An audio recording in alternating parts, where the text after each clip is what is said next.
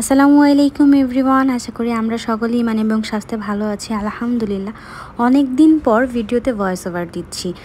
অনেক আলসে হয়ে গেছি। আলসেমির জন্য আমি অনেক ভিডিও করে রেখেও সেই ভিডিওগুলোতে ভয়েস ওভার দিতে পারতেছি না, তাই পোস্ট হচ্ছে না।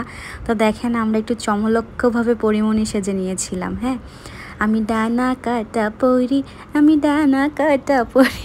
যাই হোক, আমার ভয়েস একটুও সুন্দর না, তাই আমি গান গাইতেও পারলাম না যেভাবে গাইছি। অনেকে বলবে ন্যাকামি করছো। ওকে, ঠিক আছে, আমি ন্যাকামি করছি, কারণ আমি পারি না, তো আমাকে ক্ষমা সুন্দর দৃষ্টিতে দেখবা।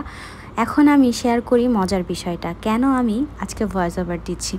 এই যে দুটো শিং দেখতে পাচ্ছ, নীল লাল হলুদ বাতি চলতেছে, এই শিং দুটো আমার বাবা কিনে নিয়ে আসছে। এটা দিয়ে নাকি আমার বিড়ালটা খেলবে। Can you imagine? এইটা দিয়ে নাকি বিড়াল খেলবে। আমার কোনো বিড়াল এটাকে ধরেও না। তো আমি ভাবলাম যে যেহেতু কোকোর লালা নিয়েই আসছে, তাহলে এটা দিয়ে কিছু তো একটা করা যাক। তাই আমি করলাম কি, কোকোর পিঠে এটা লাগাই দিলাম। লাগানোর পর আমি ভাবলাম, কোকো যদি মেয়ে হতো তাহলে আমরা বলতে পারতাম যে কোকোকে পরি পরি লাগতেছে। তাতে কি হয়েছে, আমরা পরি না বলে বলবো হচ্ছে ডানা কাটা হলো। কি বলো, ঠিক বলছি না? এটা হচ্ছে আমার ডানা কাটা হলো। তো কোকোর লালি কোকোকে নিয়ে এভাবে করে নাড়াচ্ছিল আর গান গাচ্ছিল, আমি ডানা কাটা হইলো, আমি ডানা কাটা পড়ি। মানে আমার এত হাসি পাচ্ছিল। আর কোকো না একটা সময় এটাকে অনেক এনজয় করতেছিল। হ্যাঁ, ও লাইটগুলো দেখে অবাক হয়ে যাচ্ছিল আর ভাবতেছিল, আরে বাবা, এটা কি নিয়ে আসছে লালা। দেখো, বিড়াল যে হাসে, এটা কি তোমরা বিশ্বাস করো? অনেকে নাই করতে পারো, আমার হলো কিন্তু প্রায় হাসে। আমি এটা বুঝতে পারি যখন আমি ওর সাথে খেলি, কথা বলি, দুষ্টামি করি। কিন্তু অনেকেই বলে, আপনার হলো শুধু হা করে থাকে কেন? আরে বাবা না, আমার হলো হা করে থাকে না, আমার হলো নর্মালি থাকে। যখন আমরা ওকে কোলে নেই, ওর সাথে কথা বলি বা ওকে আদর করি, কিংবা ও খুব রেগে যায়, সেই ক্ষেত্রগুলোতেও হচ্ছে হা করে থাকে। এখনও কোন সময় কী জন্য হা করছে সেটা আমরা বুঝতে পারি, কিন্তু আপনারা তো সেটা বুঝতে পারেন না। তার জন্য হচ্ছে আপনারা অনেক বাজে কমেন্ট করে ফেলেন।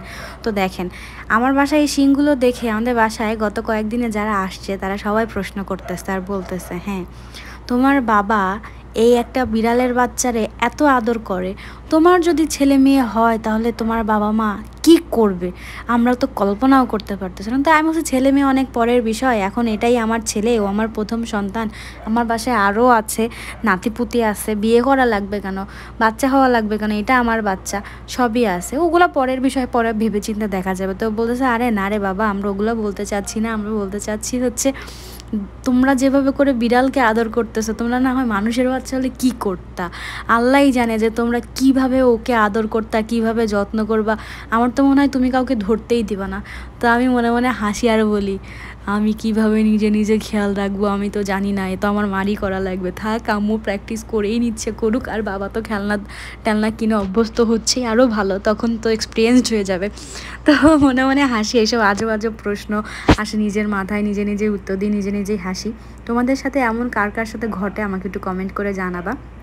আর অনেকেই আমাকে কমেন্ট করো, তুমি অনেক ন্যাকামি করো, ন্যাকামি বন্ধ করো, অনেক আজে বাজে কথা বলো। তো আমার প্রশ্ন হচ্ছে এটা, যে আমি ন্যাকামি করি, যাই করি না কেন, আমি আমার নিজের টাকার দিয়ে কেনা মোবাইল দিয়ে করি। তোমাদের মন চাইলে তোমরাও করো, কেউ কি না করছে বলো? বেশি বেশি করবো।